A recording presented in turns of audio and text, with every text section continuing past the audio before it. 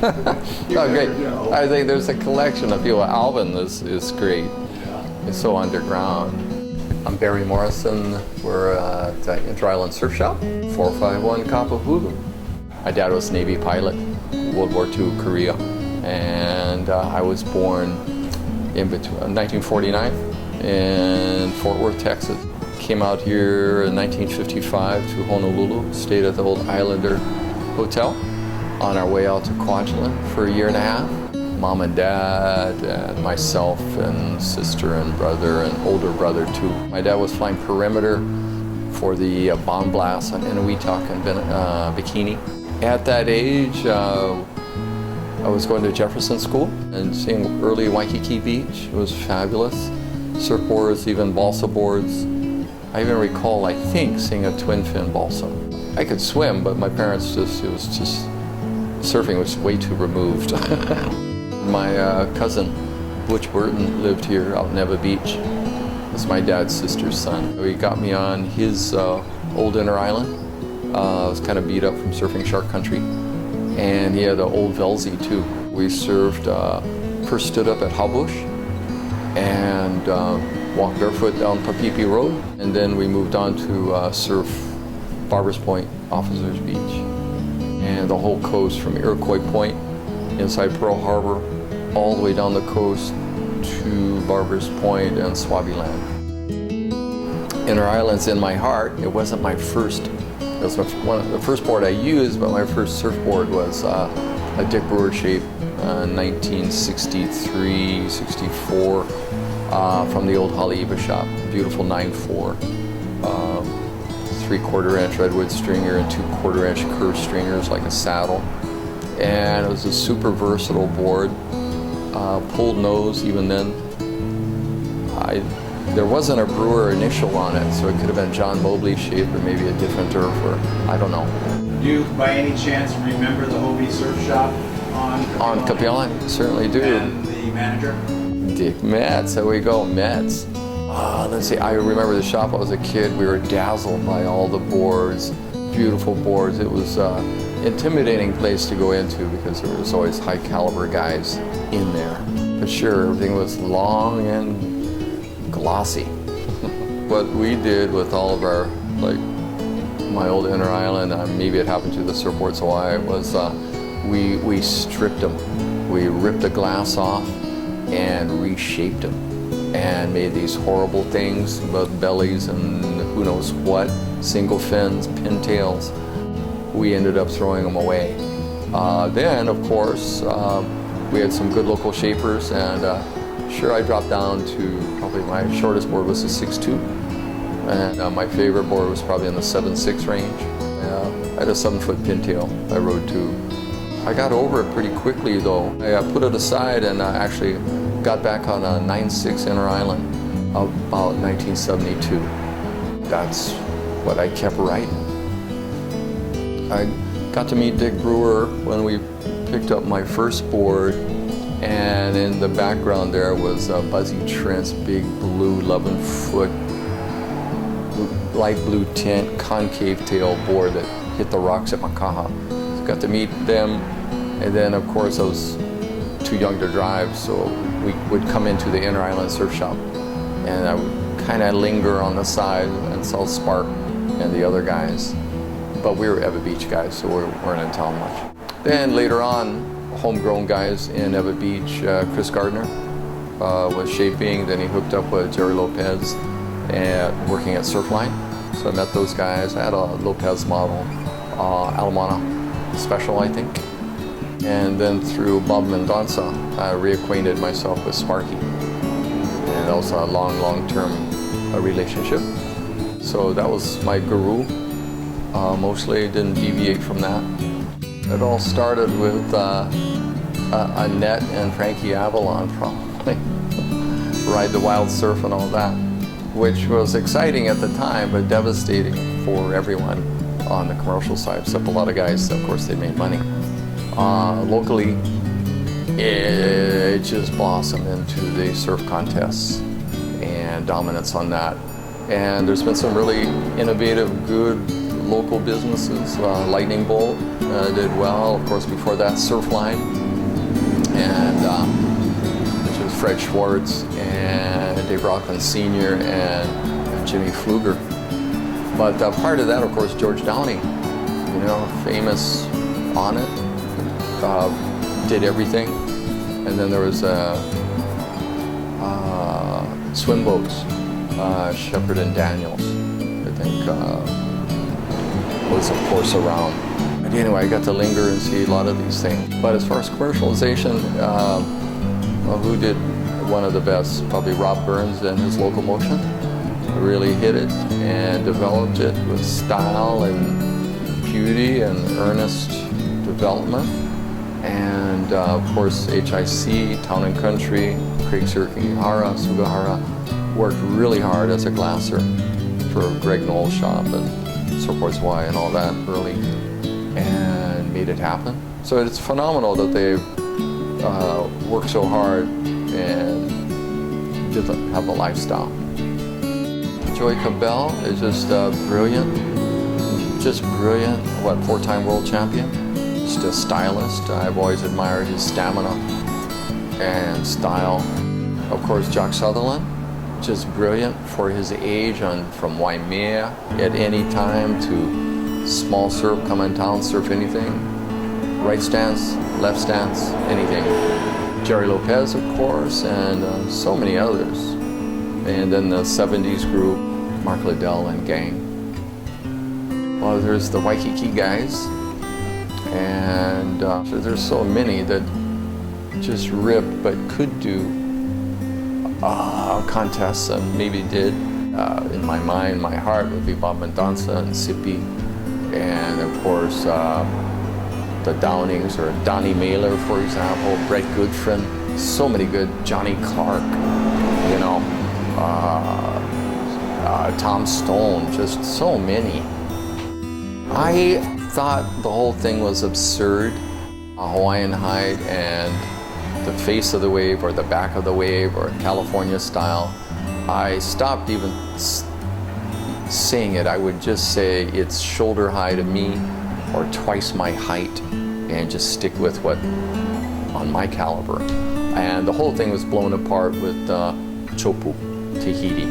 There is no back of the wave. It was only front, guys. And so where that theory goes, I just don't, I won't put any energy in it. It's just, is it true feet or is a surf foot 20 inches or 24? You know, but anyway, is it head high to you? We grew up swimming for our boards, and it made us all strong. And if you look at anybody from the any of the Hawaiians, and anything before World War II, after World War II, when the leash came out about 1976, I believe, something like that. But what it is, it created recklessness. There's people that surf that can't swim, and no one pays for the mistakes. It's okay to swim. I do the backstroke, and that's right, you won't see me for 20 minutes. Yeah. So you don't use a leash yourself? I have.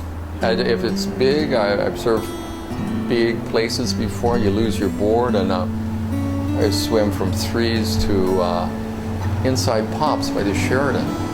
So it gets a little weird. Or if you're going out and it's late and evening is coming, it's over, you're gonna be swimming. So anyway, there's it's a nuisance. You step on it. It can be for safety if you're in front of rocks. It's good maybe if you're gonna surf at night. Here at the shop we have all poly. There's no EPS. I like the weight. It gives it drive and direction. Of course, they're more fragile. Yeah, EPS, epoxy stuff is certainly useful. People like it. I think it's good to learn how to surf on it. I guess it's good for the stand-ups and that whole technology. I am inclined just to stick with poly and the weight factor, but I've only ridden a EPS once, 11-footer. He told me stories. I was very fortunate to meet him. He had an unusual career going to outer islands. He worked for American Tobacco, and he was a tobacco salesman to all the plantation camp stores, mom and pop stores on Maui, and maybe Big Island, but mostly Maui. He lived in Manoa. He shaped boards out of his garage and still surfing when he wasn't, making a living. Homegrown, he grew up right over here, Liahi and Montserrat. He, as a child growing up in the neighborhood, and a gang of kids going down to Publix and jumping in, learning how to swim. They're 4 years old. He surfed tongs with his friend Bones Johnston before there was tongs. So it was an amusement to them when it was named tongs, when they had surfed it first. But he was friends, he was elegant and handsome. He was a surfer all of his life, and he did tell me when they moved from Liahi Avenue over here up to near upper Kapahulu, 12th Avenue, Mauna Loa, he was walking to go play tennis. He was 7 or 8 years old. Anyway, he saw the planes coming in and the bombing of Pearl Harbor as a kid. But he was a true aesthetic, actually. When he started Inter Island Surf Shop, with Joe Kitchens and Sparky and others, none of these guys were young, Mickey was from this area, Joe Koala Kitchens from Papokalea, and Sparky over in Moiliili, Coolidge Street. And so it was a gang of Waikiki focused guys. I bought his book, Surf and Sea, Sand and Sea, Surf and Sea, and I called him up to meet him at his home at Black Point for him to sign it. And he was gracious enough to do so. Very nice man.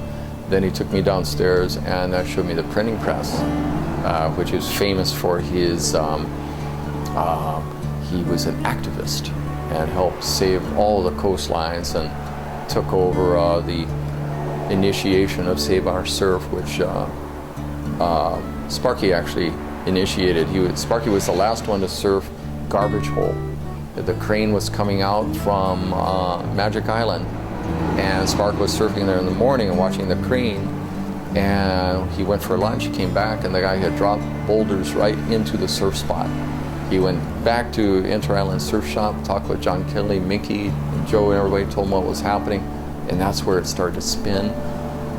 Spark backed off. John Kelly took the lead, and he got his printing presses and started to bring the notion that surfing spots are public parks. And that's the truth. Well, he was a machinist. He loved cars. He loved surfing as a kid. Lived Coolidge Street, but he went to Washington Intermediate, and I think he carved out his first wooden plank over there. From what he told me, but his cousin Jason will know the truth, was that Sparky was, his lively dude, but he was something about, he dug cars. That was one of his passions, blueprinting out engines. He left here. I think the police had asked him to leave because he was racing. He went to California, LA area, finished at high school at Hollywood High. He was a mechanic end of the day, and he had a pit crew, and he, with his Big Daddy Roth and other kind of guys, they had the quarter-mile action going on in California. So Spark was one of the lead of that. Sparky's cousin, Jason, has all of his time trials and has photos of the whole experience in California. But Spark, he came back, check out the surf. He said he came home to say hello to everyone, say hi to his mom, and the surf bug bit him. That's his words. And he gave away his car to the pit crew and moved back here. Moved into the Waikiki jungle and was laying up the first solid glass surfboard fins and selling them to Inter Island and around. And Mickey Lake said, "Hey, come work for me." So Mickey sold Sparky his Skill 100 planer, which I have now. And he was on his way. So he went from a machinist with all these moving parts to milling surfboards with no moving parts. And but all in speed.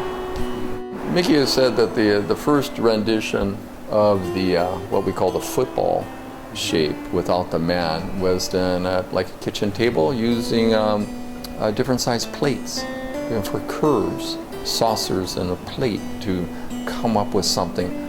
And there's a more refined one that we see now, but I have on my two old surfboards, I have the original football shape. The man idea came out as a progression to add movement to it, and that's about where they left it off. And that, the man image, the ghost, the Silver Surfer behind, went through some changes on contour, especially the head shape and upper hand. First it was the planks, and then there was the square railer, hollow ones, and then Tom Blank put on a fin, balsa available. Things were getting lighter, shorter and lighter. That's the progression I saw. Then came World War II, and then post World War II, there's no surfing going on in World War II, by the way. And it was Bob Simmons who got the Freedom of Information Act to get access from the government, fiberglass, which technology we got from the Germans because their V2 rockets were made out of fiberglass. And this was told me by George Downing. And so after World War II, and in the early 50s, George Downing went up to mainland and rode his first lightweight board, glass by Bob Simmons. I think George can verify that. Yeah, boards have gotten shorter and lighter, and then the advent, of course, fin development was everything to give guidance. As a kid, of course, let's say a Buzzy Trent gun, for example, or the John Kelly Hydro.